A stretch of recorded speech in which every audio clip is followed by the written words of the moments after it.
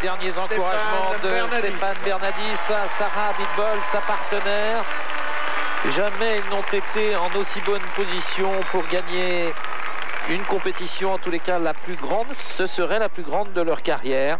6e des Jeux Olympiques à Nagano, 3e des derniers championnats d'Europe. Sarah et Stéphane ont changé d'entraîneur. Vous allez tout de suite pouvoir remarquer un changement de style, un patinage beaucoup plus technique, beaucoup plus artistique. Et bien du mérite pour Sarah Abitbol qui, malade depuis 8 jours, ne peut s'entraîner réellement sérieusement.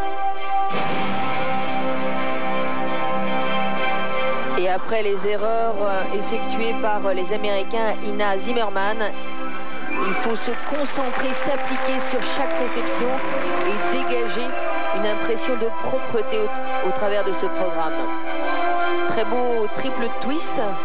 Et maintenant la place pour le double axel lancé. Impeccable de virtuosité, d'amplitude. Les sauts individuels maintenant, les sauts côte-côte.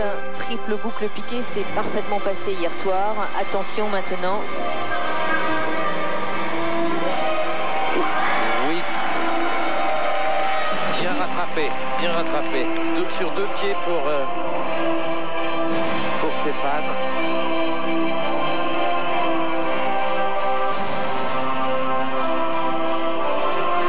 Et maintenant le double axel. Ce n'était qu'un simple, mais ce n'est pas grave. Rappelons que le couple américain avait aussi fait des erreurs sur les sauts individuels, et notamment sur le triple boucle piqué.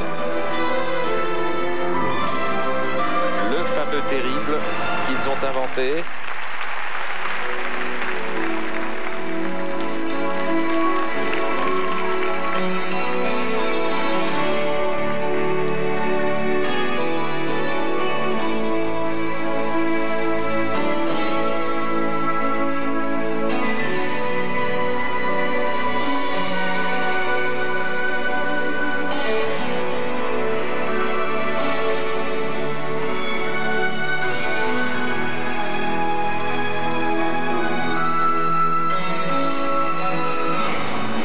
Se joue peut-être là. Triple boucle lancée, impeccable.